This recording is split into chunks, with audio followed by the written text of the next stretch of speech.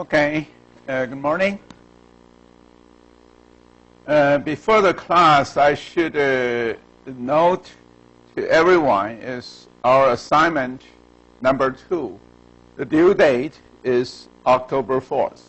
So if you are working on it, you should observe this due date clearly. The assignment you can access by clicking this link. You'll be able to get assignment.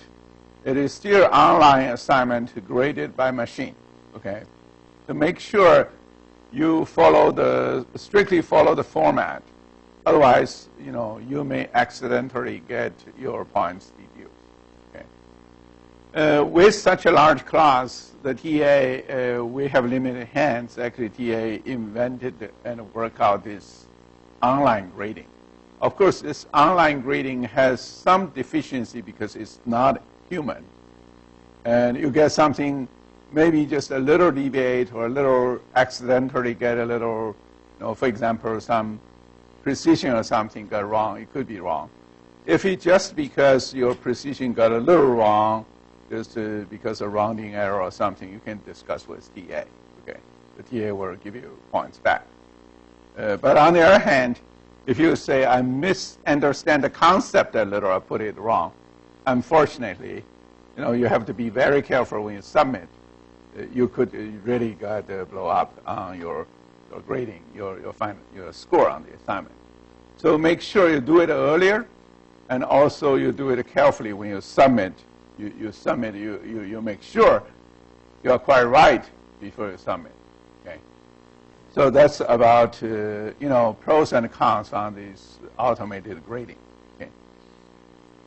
Another thing I should warn you is about a midterm. Okay, the midterm is October 13th in class. Actually, since it's in class, our classroom cannot hold all the people. We actually have to use more than one classroom, more than one room for exam. And how to arrange different rooms? We will partition based on your UID. Okay, that means your UID, the last digit, will decide where you will go. Okay, so we're going to give you the concrete instructions. Watch the piazza a few days before that. Another thing is some students ask the previous midterm exam questions to see what is the style, what is the contents likely. So we are going to publish some previous midterm exam a few days before, but not now, okay? Because if we publish now, you're just thinking, oh, that's all I need. I just, based on the exam kind of thing, I want to study. That's not to your benefit. Okay.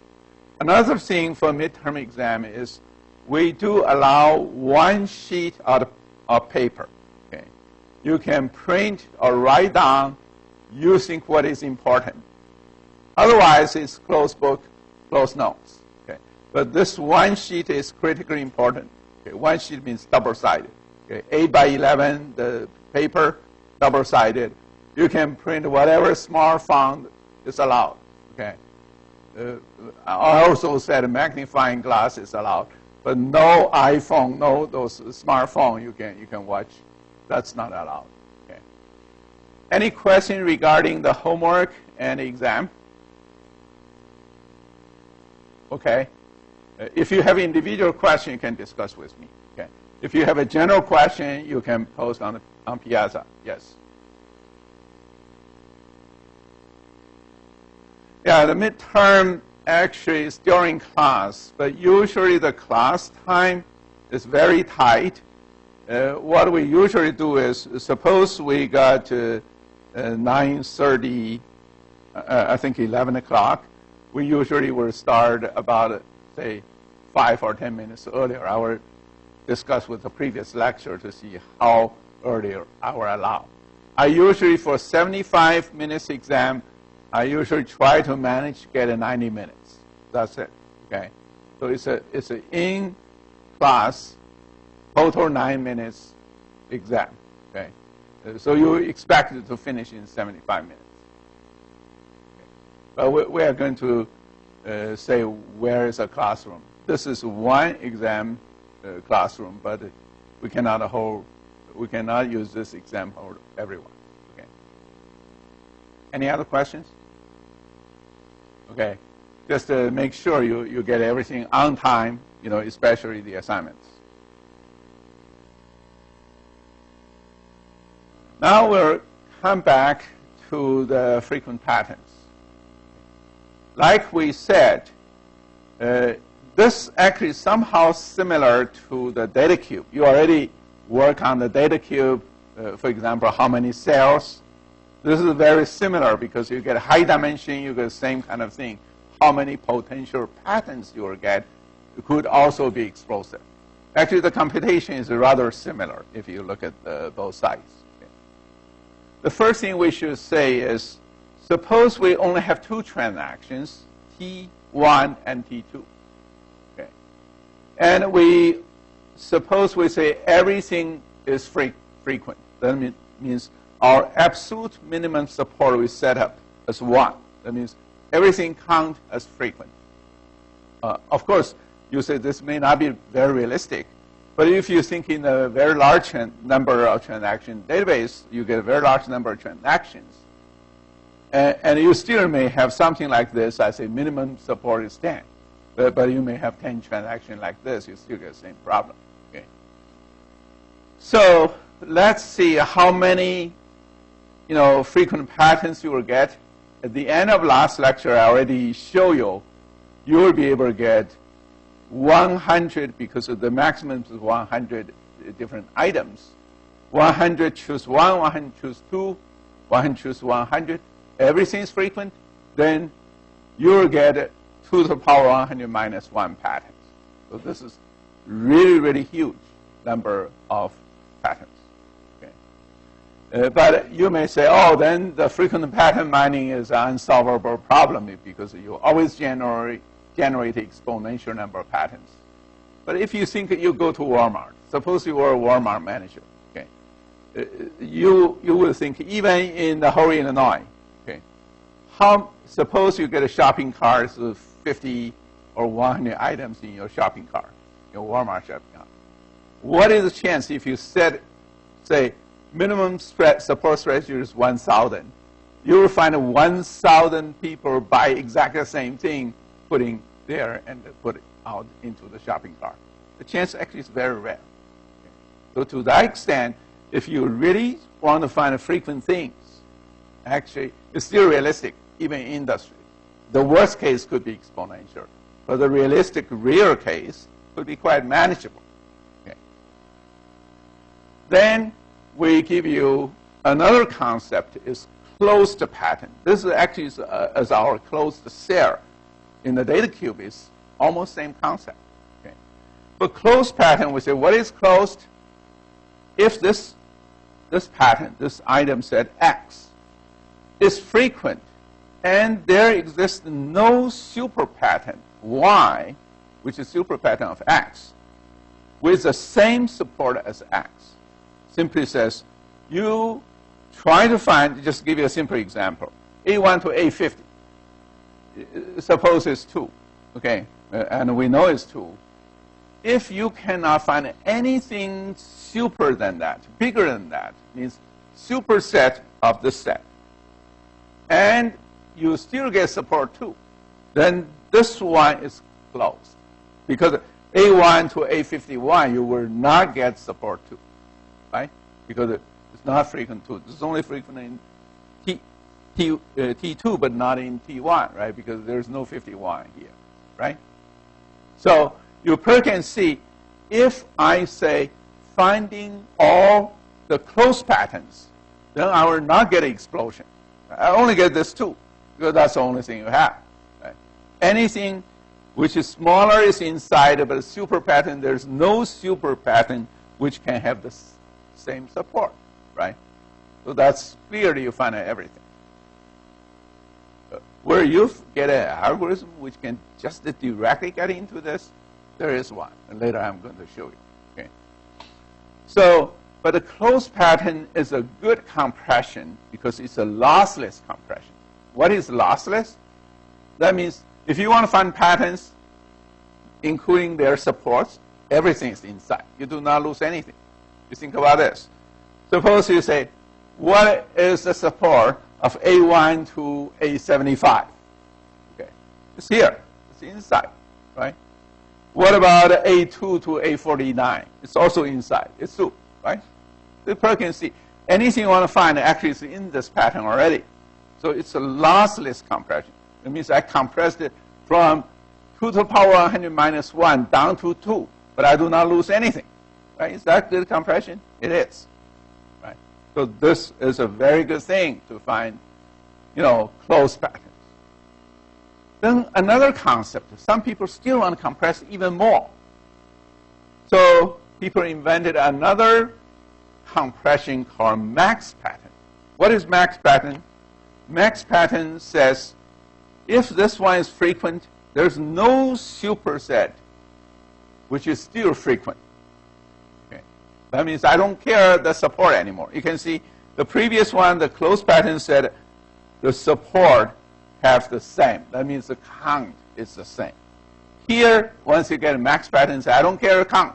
As long as they are frequent, I count it as a frequent pattern. Okay. I want to find all the frequent pattern. I don't care how frequent they are. Okay. So you probably can see here, we take the same 2 transactions in this database. We take the same minimum support as 1, or absolute minimum support. Then you will find only one pattern. It's this one. Okay. Why? Where is A1 to A50? It's inside. Why you do not single it out? Because I don't care the support. Of course, if you say you don't care support, knock down this one, that's fine. We can knock down this one. But this pattern simply says is max pattern. Okay. I write down 1 because this concrete pattern, the support is 1. There are many things inside, could be more than 1. Support could be more than 1, but I don't care. Okay. This is the max pattern. Right? So you can see that's a concept of max pattern. It is very compressed. Okay. But there's one problem. Because if I show you this, you may try to argue with me. You say, I did not get a complete picture. Because A1 to A50 is 2. Here you did not show it. I say, I did show it. I do not know inside was a subset. They have more count. They're still frequent. I just show the pattern. I don't care the support. Right? So that's the one they don't care support. As long as frequent they show up. Okay. It's more like this. You say, this guy is a award winner. Okay. Say, how many awards a winner? When 10 or 20, I don't care because he's an award winner. That's it. Right. It's more like somebody say, this guy is an Olympics gold medalist. Okay. Whether win 40 gold or 1 gold, I don't care. Okay. That's many cases still useful. Right. So now you can see this one is a lossy compression because you lose some valuable information. What information you lose? The sub-pattern, their concrete support, you do not know. Okay. For example, here, you do not know A1 to A51. The support is 1 or 2, you do not know. Actually, A1 to A50 is 2. You also do not know. You just know they are frequent. Right? It's more like you grab this guy, you say, this group are Olympics gold medalists or something. Okay. But you do not know how many gold they win. Right? So that's fine. In some cases, you think it's okay. That means we know this one is frequent, but we do not know how frequent they are. Okay. What's the real support count? In some applications, they think this compression is acceptable. Okay. In some frequent pattern, you will see, like I said, Olympics winners. Okay, that's fine. Now yes.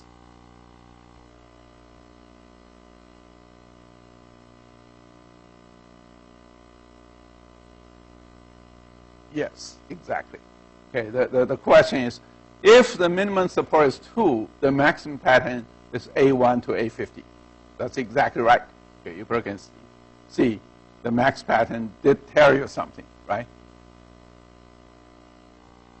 Now we come down to what is the efficient method to mine it. Why we want to study this? The problem is, you go down to, say, Walmart transaction database. They have millions or billions of transactions stored there. Okay. the manager wants to know which one sells well, okay, what combination sells well. And if I put this thing on the ads, what other things I expect to be sold in a nice way, okay? So everybody wants that, because you put things on the ads, you say this banana is only 2 cents a piece, come. Okay. Of course, people are driving down there, just get a banana, 2 cents. It's not really, their purpose, right? They probably want to go there, buy a lot of stuff. That's exactly they call cross-marketing or advertisement. All these, they need to see the patterns. Okay. But it's so big, so huge. Can we get an efficient method to find it? Okay. So there's one interesting thing happened in 1994. Okay. In 1994, IBM research Rakesh Agrawal. Okay. I meet him every year in the KDD conference, even this year. He actually got a very interesting thinking. Because at that time, people just say, I want to find frequent patterns from very large transaction database. Okay. But what is the efficient way? Because the worst case is combinatorial explosion. Okay. You want to find it in a very small number of scans of the whole database you want to get it. Can we do it? Okay. And he found a very interesting property. He called this property this downward closure property. And he actually named this one called a priori property. Okay. So let me see what is the property he discovered and used in his algorithm. Actually, the property is very simple.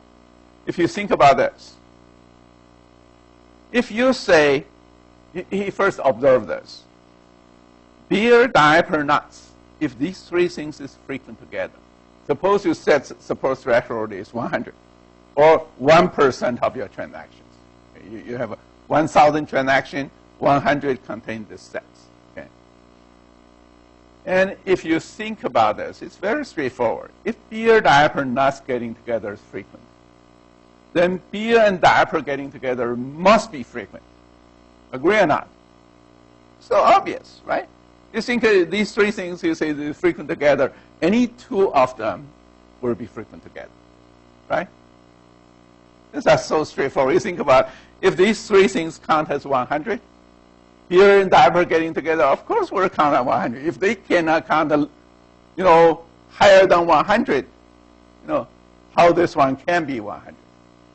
Frequent, this just to say, it could count higher, but it cannot count lower, right? What's the use of this? Okay, you think it's obvious why you want to mention this. Because this happens to be a very sharp knife in your computation. Why it is very sharp knife? You think about it. When you compute this, you cannot grab any possible combinations. If you think about it, you get a shopping basket that contains 100 items. How many subset combinations you can grab? This 100 items, you will grab 2 to the power 100 combinations. Nobody dare to grab in that way because you will die before you grab anything, right? So you need to think about it. I will not try to find a combinatorial, but I still want to find all the patterns. I want to find a pattern. I start with 1, 2, 3. I will find these 1, 2, 3 combinations. But I have to drop something. Okay. While I go on, I have to drop something. What I drop? Actually, you just think about this, you will figure out what to drop. Okay. Suppose you want to find a beer, diaper, nuts are frequent. There is a very easy thing. You can even say, do not look at it because I know they are not frequent. Can you figure out how do you do that? It's very simple. You think about this. Okay. If any one of them is not frequent, drop the whole thing. Is that clear? Because you think any one of them is not frequent. Suppose it's below 1%. Why bother to look at their combinations? Any 2 of them not frequent, drop them. Is that true? You see, I already showed this. If diaper and beer are getting together not frequent, I will never look at it. Think about it. This become a knife, right? You think, if you want to get 10, you just say, how I get this 10 together? I will see any one of them is not frequent, gone. Any two of them not frequent, gone. Any three of them not frequent, gone. So you see, your knife is very sharp. Right? Before they appear, their ancestor already gone. Right? So that's his algorithm. That's the most frequently cited paper, probably.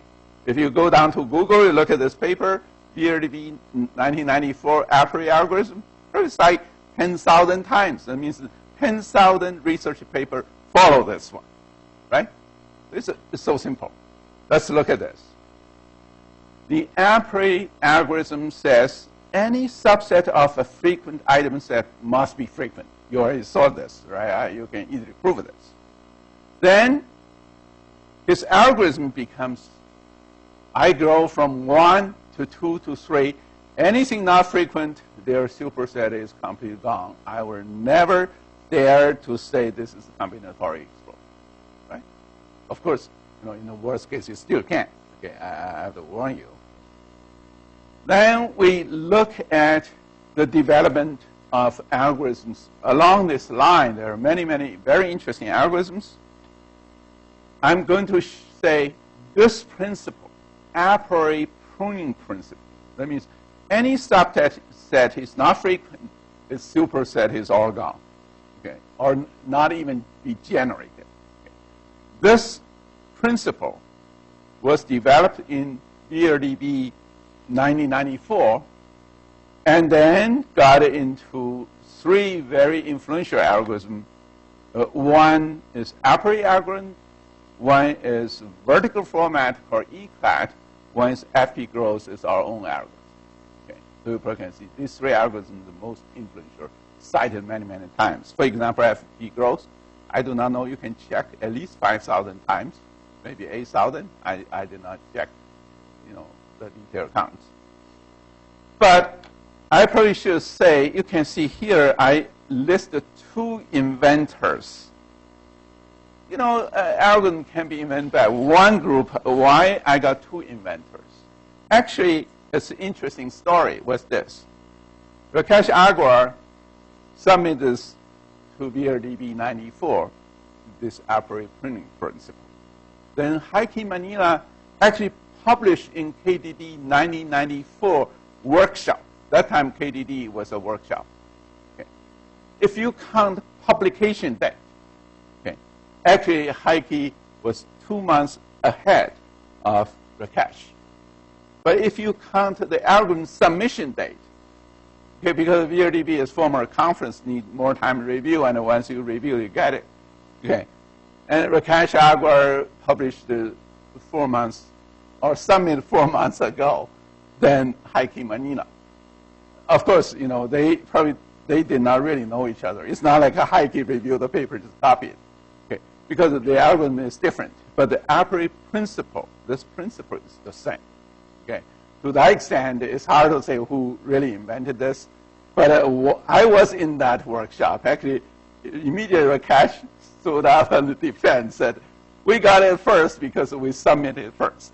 Okay. So whatever. To that extent, I always list the two, avoid any controversial in my textbook. Okay. Then we look at this candidate generation test. Actually, Rakesh algorithm is more beautiful, I should say. Even not only submitted earlier, but actually it's a little more efficient compared to the other one. But a priori principle is the same. Okay. So it's a very simple algorithm. If you write in C code, probably less than 10 lines, you can finish it. Okay. So you can see how easy it is. Great invention always invent something very simple. Okay, you think about this. So the algorithm is very simple. Initially, you do one scan of the database to get frequent one item set. That means suppose you set up support is 1%. Okay. You scan your whole database, suppose 1 million transactions. You scan it, you think a single one, like milk or bread or cheese or something. You look at this, you count their numbers. Okay. Once you count number, you say it's over 1%. Suppose you say 1 million. Okay. 1% is 100,000 or something. You get 100,000, you are frequent. That's it. Okay. That's the first scan. Then the second scan, how do you do it? The second scan become a little smarter. You don't want to see all the combinations because you think about Walmart still have lots of items. All the combinations actually is a lot. And you are not looking for all the combinations. What do? Is generate length k plus 1. Originally, start k is 0. Or is 0, you get 1. And then now at this time, the k is 1. Once you get in, the k is 1. Okay. 1 plus 1 is length 2. Length 2 means you get milk, you get cheese. You say, now I look at milk and cheese together because they both frequent as 1. You get together, no. But then what about, I get, suppose I get an iWatch. It's not frequent. It's not 1% of my transaction. Then I will not team up, okay, iWatch with my milk, okay, because iWatch is not frequent. iWatch team up with milk will not be frequent as well, right? So then you can see this. Then once you generate all these sets, you go to the database, you scan your 1 million transactions the second time. When you scan the second time, you do not check all the pairs. You only check those in your frequent item set candidates. Only check those candidate sets. It means if milk and cheese individually frequent, now you look at milk and cheese together. You'll see whether they are frequent together. Okay? So you test it. What is test? You count their numbers, right? Once you finish scan, you set up a k from 2 to 3. Then you do another round of scan. By scanning this until when you are going to stop, until no frequent candidate set can be generated, or no frequent sets can be generated. Why I say this all? Okay. Frequent sets, I probably should say no frequent item sets or frequent candidate item sets can be generated. Means sometimes when you scan this, suppose at the 10th round you scan it, you find there's no single item set can be generated. Single frequent item set can be generated. That means nothing is frequent together. Then you can stop. Okay. If something's still frequent together, you have to go back to this repeat loop again, because you have to team them up. Suppose you finally find, these 9 items, these 9 items, these 9 items, they getting together. These are still frequent. You have to check them. But remember, actually, since the knife is very sharp, suppose you get 20 frequent 9 item sets. Okay. You go back to your 10th iteration. What do you expect? You may expect you generate nothing, no candidate sets, which length 10. Because you think about 9, 9, 9, 9. You want to generate any 10, at least any subsets. Remember, length 10, the subsets is just thinking about 9. There will be 10 such 9s, right? Getting together, nothing can be missing. Anything missing, the whole candidate set will be ruled out. So that's the reason, actually, when you jump back, sometimes your candidate set is empty. Okay, then you just exit out of a loop. That's it. That's the algorithm actually so far most frequently used in industry as well. Yes?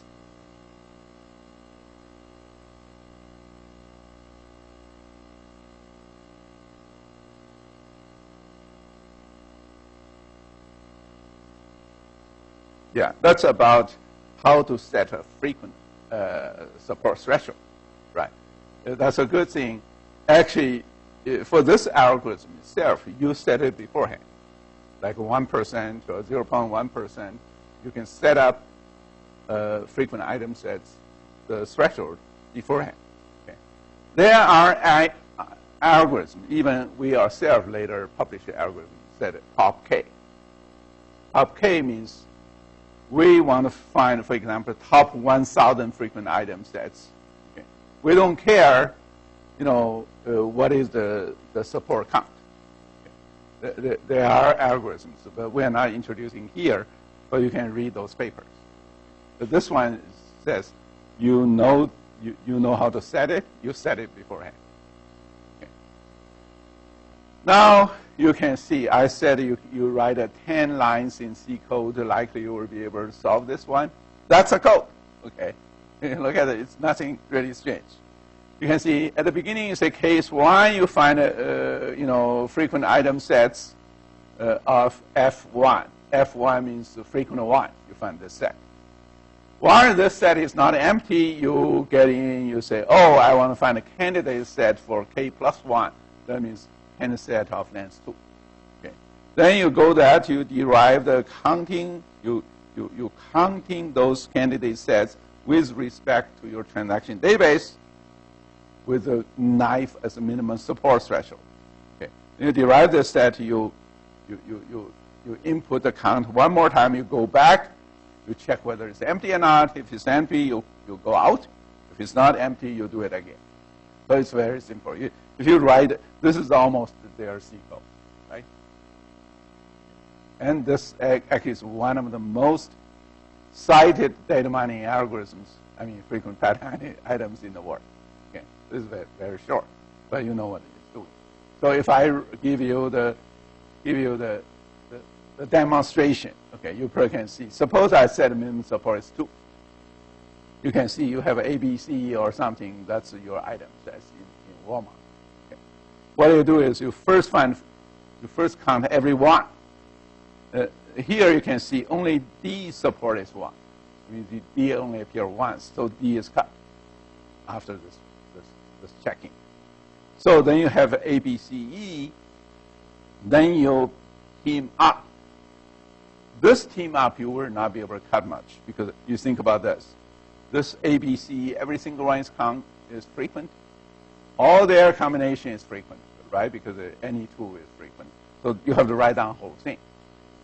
But you get into another round, you can see the knife immediately become very sharp. Okay? Because here you can see, even you only just cut 2 item sets, you actually cut a lot of their potential combinations. You can see you cut AB, AE because their support is only 1. Then you get this item sets. You look at their possible combinations for potential frequent 3, for length 3. You actually can see these 4 can only generate 1. Okay, because you can imagine generate 2 actually is not that easy.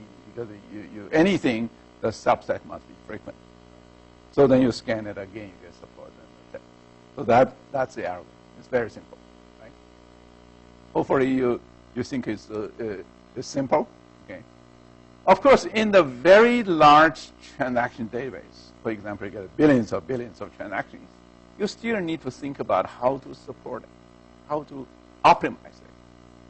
They actually, in their paper, their 1994 paper, they have the concrete optimization algorithm. This is one of them, and I just show you how they do optimization. One thing they do, they call self-join.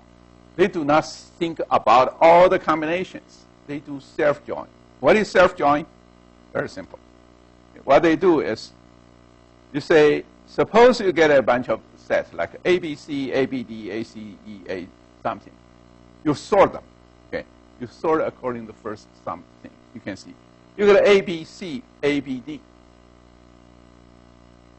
The first 2 items, remember, if the length is K, you look at the first K minus 1, right? You can see, because here the 3 item sets will be able to generate the 4th item sets, like here, the length 4 item set. Like here. You can see what the rule to generate. You only need to look at AB, AB. The first thing, except the last item, the front part must all be the same. If they're not be the same, don't even think about them. right? Because it's impossible to generate. They all be the same, you generate this one as a candidate. Okay. Then for this candidate, you will be, you can see this A, B, C, D. This BCD is candidate. The BCD must be there somehow before you say this one can be generated. Okay. You can see here you get ACD, ACE. You generate ACDE. But ACDE, there's no ACDE. There's no CDE here. So this one is not even generated.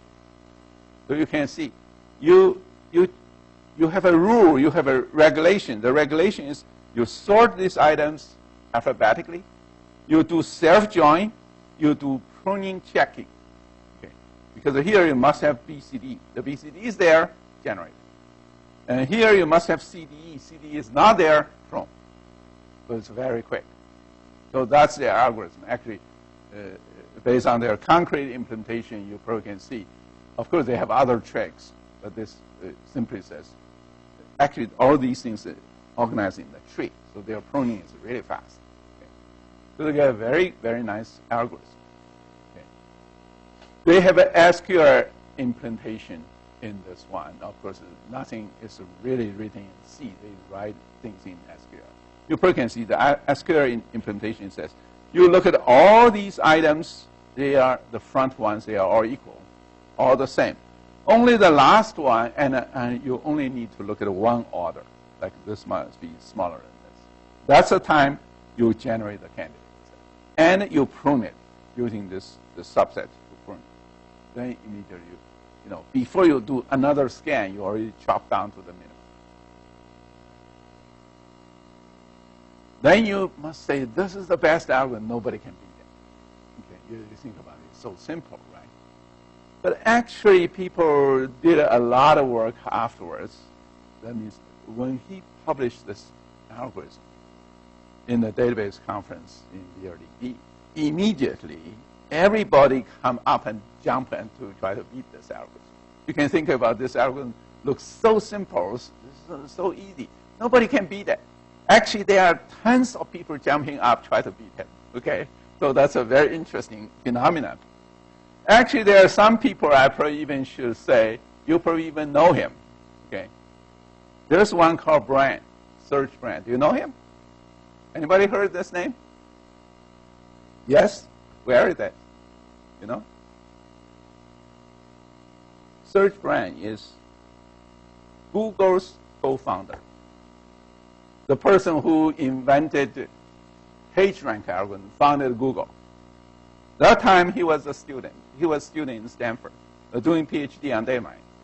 He published quite a few data mining papers before he invented this PageRank and set up Google. Of course, he never claimed PhD because he thinks Google is more important than a PhD, right? So probably it is, right? Because you're using it every day. You're not using every PhD's work, right? So, but anyway, you can see there are lots of people actually working on this. And I'm going to introduce you only the improvement algorithm. I'm only going to introduce you two. Okay. One is one saying you need a K scan. So you want to find length 10, you scan database 10 times. And this one is from Georgia Tech. These three professors are from Georgia Tech. They actually look at this algorithm. They say, what about I guarantee? Yeah. If you want to find even length 10, length 20, these frequent item sets, I guarantee I only need to scan twice instead of scan this database 20 times. You know, database, you get billions of transactions, scan it, it's very expensive. If you say you need a 10 scan to find it, I need a 2 scan to find it, of course 2 scan will win. But how dare he claim he could use 2 scan to find it? Okay. What he said is this. He called this one is partitioning algorithm. Actually, it is partitioning algorithm. Partitioning in the sense is this. The database, you have to first assume your main memory is smaller than your transaction database in the large database. This is true for any time. You think about it. You have a laptop. I do not know what's the big memory. Maybe 16 gigabytes. Can you fit all the Walmart transactions into your laptop? Of course it's not, right? The memory is not. But the disk, some disk is very big, right? The disk you can assume you can link the disk down to anywhere. It's a really big outside memory. And what he can claim is, I partition this transaction database to the size it can fit in the main memory. That's also possible, right? Suppose you are working for one company. You say, I need your database is too big. I chop them into 20 parts. Each one can fit in my memory. That's possible. Right? But you may say you fit in the memory, you cannot find frequent order, all the item sets, because you only see part of your picture, right? Suppose diaper is not sold frequently in Michigan. It doesn't mean not frequently in Illinois. So you know, diaper beer, you originally say diaper is not frequent, not team up with beer. You could be wrong, because in Illinois it's so frequent diaper beer by together, but in Michigan it's not. But Michigan's count will still finally contribute to the whole Walmart, right? So how he did this can guarantee he did not miss anything. You look at this. He basically said, I can prove one important property, then I can do it. What's the important property? You just say, suppose your minimum support is sigma. Sigma may be 0.01, 1%. Sigma. Then what I need to claim is for each partition you fit in the main memory, I can say there's a frequent item set X. X is not necessarily only one item. It could be a set, like a beer diaper nuts, right, getting together, this one. If this one is not frequent in transaction in this first partition, not frequent in the second partition, not frequent in any of these partitions, I guarantee we're not frequent in the whole transaction. Can you prove it? I think it's very easy, right? Think about this. This one, add this one, add this one. Mathematically, you can easily say, because your whole transaction is these things adding together. If this X is not frequent in any of them, no, if it's smaller than this, you add together, definitely smaller than this. This is a simple addition, right? Think about inequality. Then he says, you can see it's so obvious, but this is very useful. It's another knife. What is a knife? He basically saying this. He says, you load this portion into my laptop main memory. Okay. I mine it, I mine all the frequent item sets. Okay. Then you load this one into my main memory again. I mine all the things. Okay. I got all the frequent item sets scanned at once in my main memory, scan once of your whole Walmart database. Okay. I get frequent item sets. Then the next scan, no matter what, the next scan, that means I load this first partition again, the next scan. I can guarantee I find everything. How can you guarantee? You can think about this. This one, I do not give you a very concrete one, but I just give you a simple idea. You think about this. Okay? Because you got the first time you got all the frequent item sets for every partition. Okay? What you need is just the saying, suppose this X is frequent somewhere. Like frequent in Michigan, frequent in Illinois, okay, but it may not be frequent in California. What I should do? I just need, when I scan, I just say, X is frequent in Illinois and Michigan, not frequent in California. When I scan California, I just say, report the count of X to me. Then I'm done. Why? Think about this. Suppose this guy is sitting in Arkansas. Okay, it's a Walmart headquarters. Okay. You just tell California people, say, X is frequent somewhere in some state. You have to send me the X count. Once I ask every state send me X count, I add them together. I know this guy, this X is frequent or not, because I know the whole transaction database. You know, it's 1 million transactions. I know everybody send me the count. I actually adding together, I will know what's a real count. Frequent or not, I will know it. Do I miss anything? I guarantee I do not miss anything. Because those not frequent ones in any of the state, not frequent, you don't send me it. Don't send me those counts. Then I guarantee I do not miss a single one. Is that true? That's the algorithm. Okay. So this algorithm actually has been generalized to distributed algorithm, incremental algorithm, or something. I quite often give some kind of variation of this algorithm as my midterm exam. Okay. So some student can work out very quickly, but the other student totally blow up. So I already told you the midterm exam question, right? But you think about it, this is a good question because it's so simple, right? Another interesting method is directly hashing and pruning, done by a bunch of IBM people.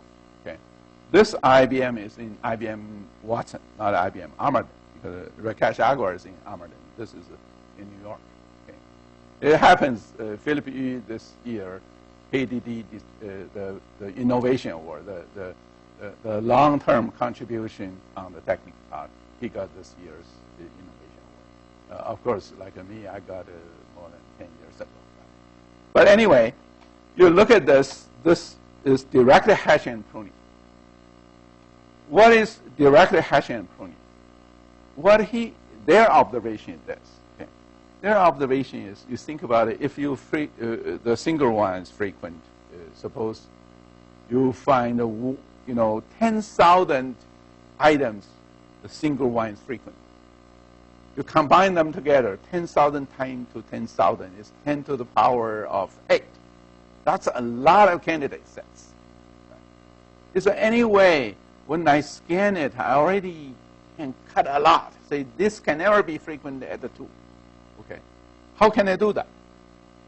Actually, what they do is, you probably know in the early days, including when you write compilers, probably the most popular technique is hashing. What is hashing? Hashing basically say, you try to get those candidate sets, you try to get a hash function, because you think about it, this combination is very big, right?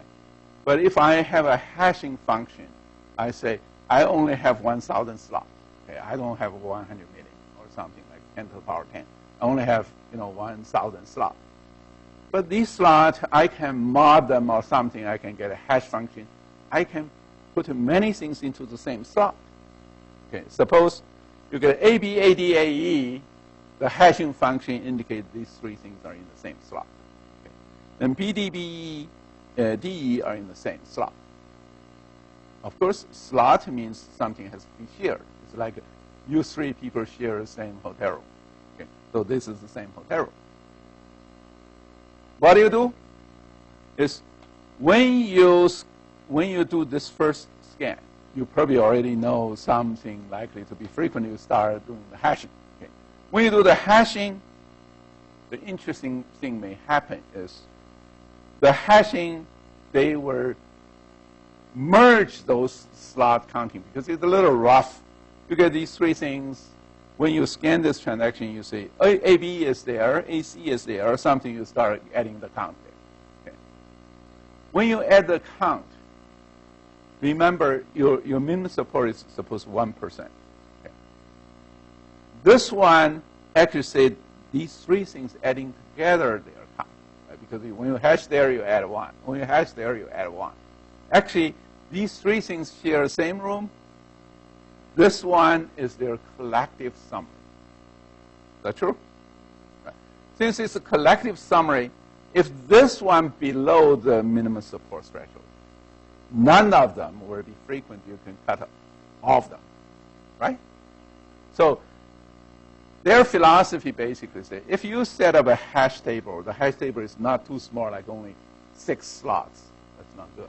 But if you originally you may have 100 million, but you set a slot, say 10,000. Okay, then they start putting in. Remember, in the real life, there are many things not frequent. You hash them together. Actually, even they add together, they are not frequent. Okay. If this 10 item sets share same slot. They're adding together, not frequent. All the 10 is gone, right? So that's their philosophy. And they use this one to show actually this simple hash function can reduce the candidate sets checking substantially. Yes.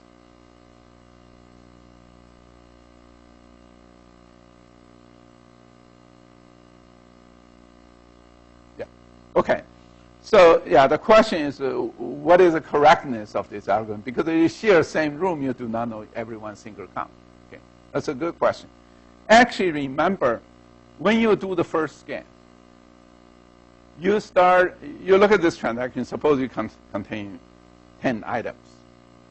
You have some hash function. You say there's a combination of milk and butter, milk and cheese, milk and something. You hash into different things. You get a count.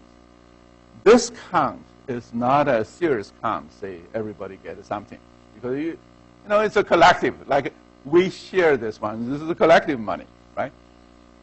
You do not know exactly each one, but you basically save. You think about the AB, AD, AE are the potential candidates in your second scan. But now the whole candidate set is gone because they are not frequent. You do not need to know their count, right? Only this BD, suppose your count is 100. This guy is over 100. The second round, when you come back for the second round, you start counting theirs. You don't miss anything. But on the other hand, you actually cut a lot of candidate sets. You even do not count them. You save your time, right? So that's the power. That's a good question. Okay. So I think I finished the improvements. Some other improvement I do not tell you. For example, the Google co-founder Brian, the algorithm is also very interesting. But I do not tell you because you can read his paper. Actually, it's very simple if you think about it. What his idea is, while you scan and halfway you already know something frequent, you start counting these. So one scan may equal to 2 or 3 scans somehow. That means scan halfway, you already know something, you start adding their support. Of course, the previous one you did not count. You set a marker. You know, when the next one comes, you'll count them. So the same round of scan, anything potentially frequent, you will start counting. Okay, so that's his algorithm. Now I give you another algorithm is ECLAT. Okay, ECLAT means equivalent class transformation. That to get a frequent item set. Okay. Essentially, it is a depth first search algorithm using set intersection, and you explore the vertical data formats. What is vertical data formats? Okay. The vertical data formats means you got a transaction database to say this is transaction 10, and this is a bunch of items. You can view the word in this way. But he said, I can view the word in the other way. What's the other way? That means I got milk. Okay. You can think about this original. You can think A is milk, C is coffee, D is some kind of say nuts or something. You can view this way. I can view the other way. What is the other way? That means this is their milk. This is my transaction ID. That means transaction 10 got a milk, 20 got a milk. When you view transaction 10 got a DC, I view is from the item point of view. I say, this is milk, this is coffee or something. I see what are the transaction IDs. View that way. Then actually these two ways, if you really count, they are almost the same memory space. If you really measure it, the memory space is very close. Then you mine this database, I mine the other database. Okay. Then what's the advantage of mining this database? This database, the first thing is you just look at the length of the list, you know which one is frequent or not. You can see. Suppose you say, I need at least 3, length 3. That means my minimum support is 3. All these things are cut already, right? But you say, suppose there's 2, you get a lot already. what's the benefit? Okay. The benefit is still a priori. A priori means if, suppose you say the minimum support is 2, now you get this. And how do you get frequent 2 item sets and 3 item sets? What you need is 2 item sets, you get an A, frequent B, frequent AB is a candidate. AC is candidate, but not AD, because AD has only 1, right? So you can see, that means you do this vertical format, you still can use this transaction ID list, they call TID list. They still can use this to do mining in the same APR way. APR means any subset is not, you can cut it. Okay, any subset is not frequent, you can cut it. But they play several other tricks. Okay. Some tricks they play is diff set. What is diff set? Because this transaction, of course, I write it very short. It's only like a 2. But real number transaction is very huge, right? So once you say A and B both frequent, you are intersecting these 2 transactions, 2 TID lists, right? Think about A, you get a list. B, you get a list. What do you get AB? AB is intersection of these 2, right? But the intersection also, if this one has 10,000, this one 10,000, intersection also could be, could generate a huge TID list. Okay. What about AB is almost the same. Like people buy milk, they buy cheese as well. So you get a lot of them in common. Okay.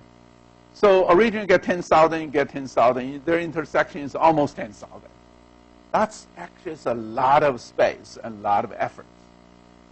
The diff set means if their difference is very small, I only store the difference. I don't store everything. That will reduce a lot of storage space, right? For example, if only some transaction, they buy milk, they don't buy cheese or something like this, you only store the difference. You say, now I still have the same set as before, but milk is cutting, cheese is cutting. I only look at minus milk and cheese. That's it. Right? So they only store something minus different. All the remaining still frequent. Right? So that's the trick they use to reduce the carryover, reduce intermediate cost. They show actually this algorithm is also very efficient. Okay. Sometimes it's better. Okay.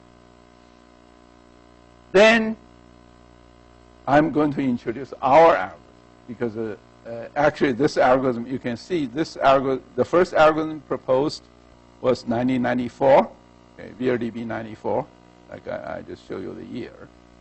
Okay. This one is 1994. Okay. Then this vertical algorithm was 1997. Then at the year 2000, we proposed an algorithm which we actually show is more efficient and is more interesting.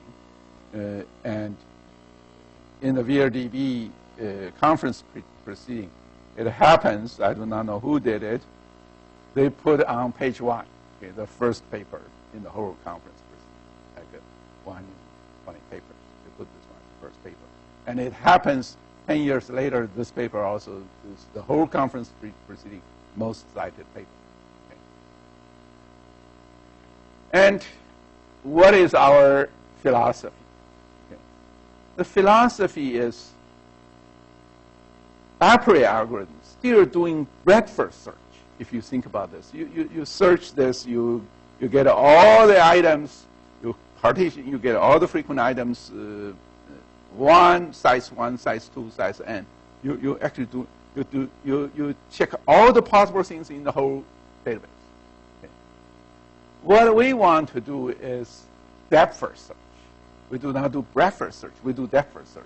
What is depth-first search? Okay.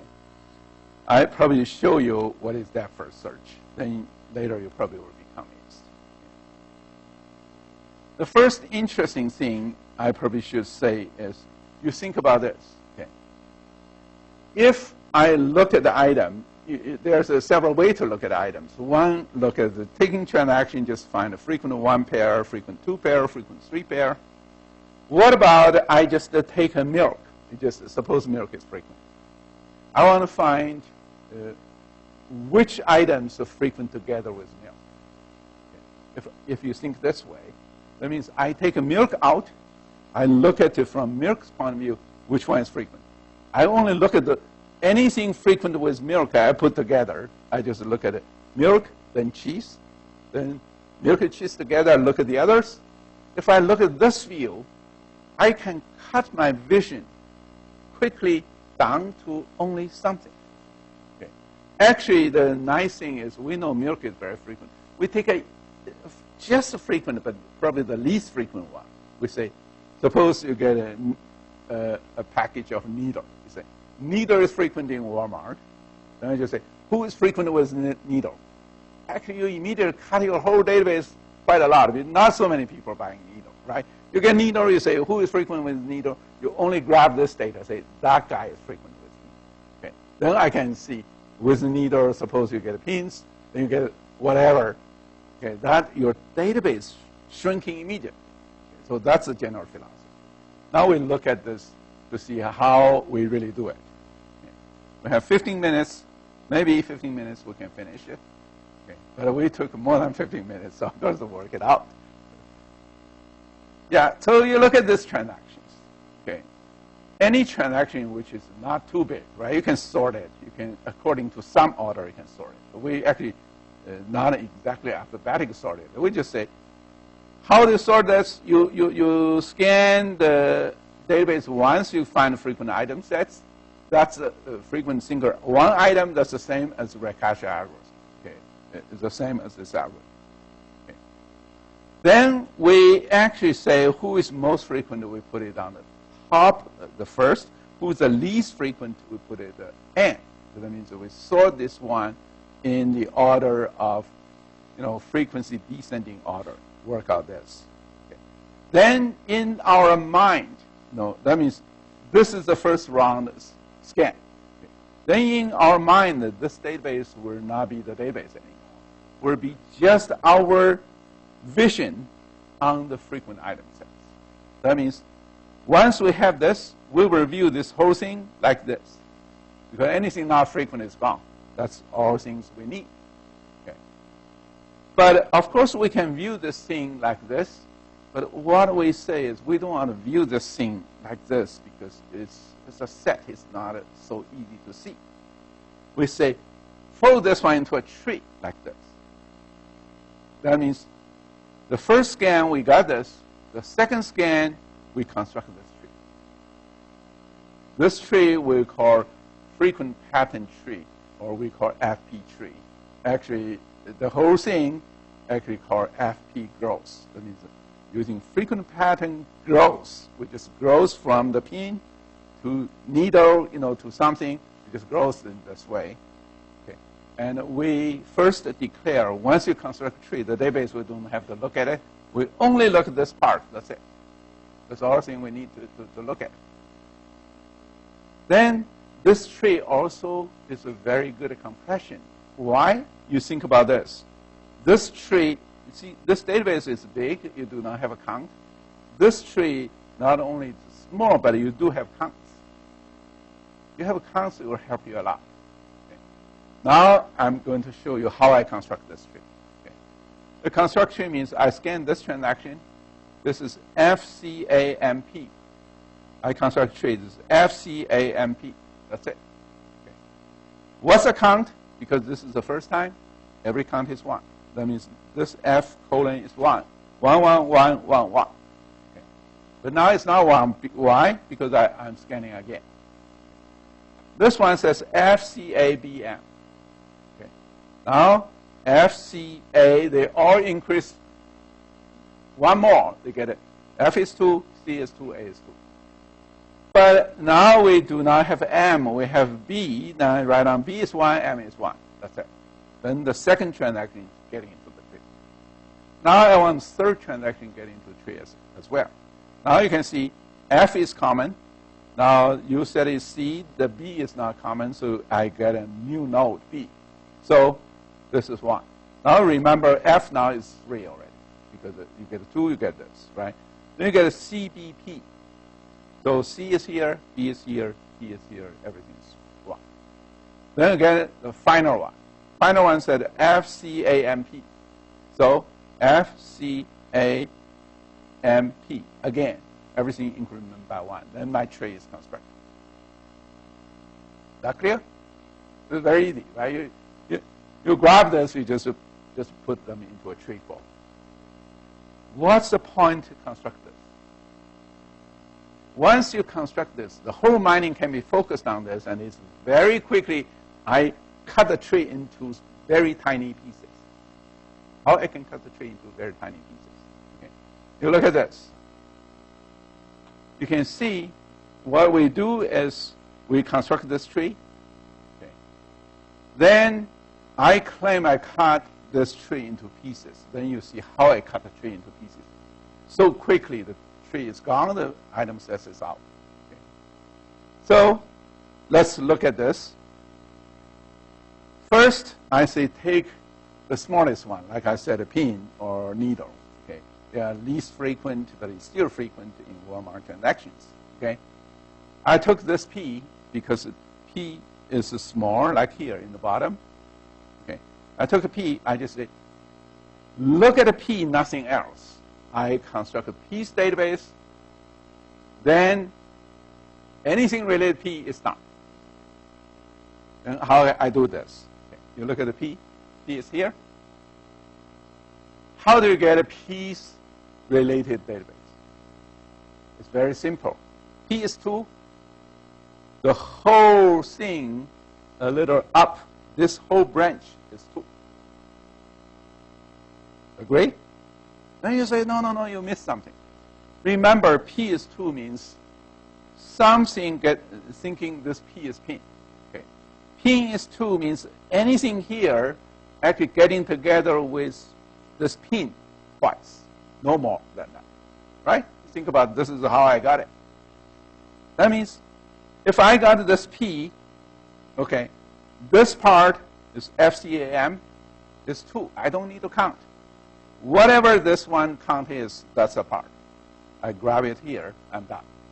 And then you say, no, there's another P. Right, you're quite right. There's another P here. Okay? I get this P. P is 1, then this CB is 1, and I'm done. Okay?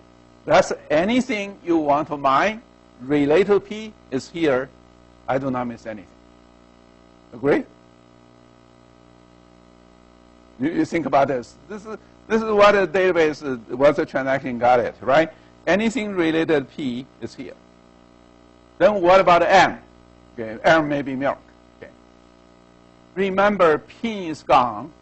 Even pin team up with milk, I don't have to look at it again because it's in the pin's database, right? Pin with milk, I got everything related to pin. I don't have to look down. I only look up.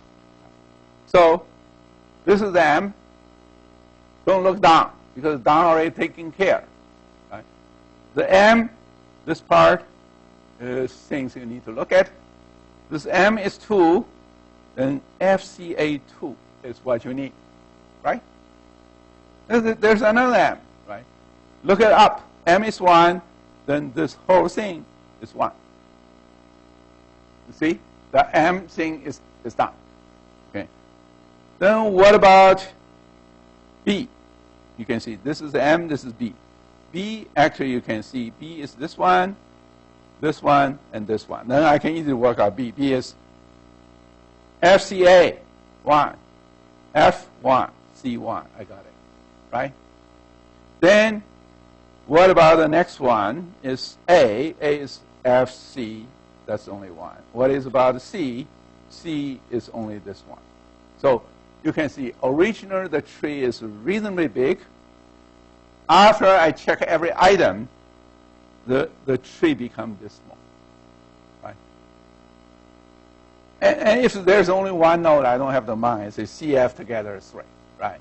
If it's only, there are many things can be immediately gone. You actually can see this. That's actually, we call this one is conditional pattern base. What is condition? Condition is here. That means condition on P, that's the things you need to mind. Condition on M, that's the things you need to mind. Right? That's a conditional database. And this remaining part, the tree becomes very tiny. You actually can see. We construct a tree here. We immediately almost chop the tree to nothing. Then we say our mining is done.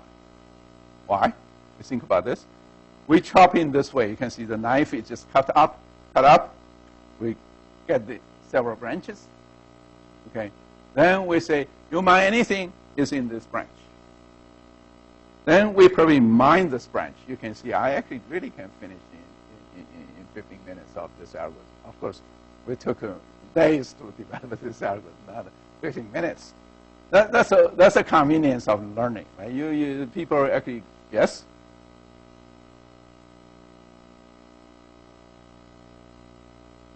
You speak a little louder.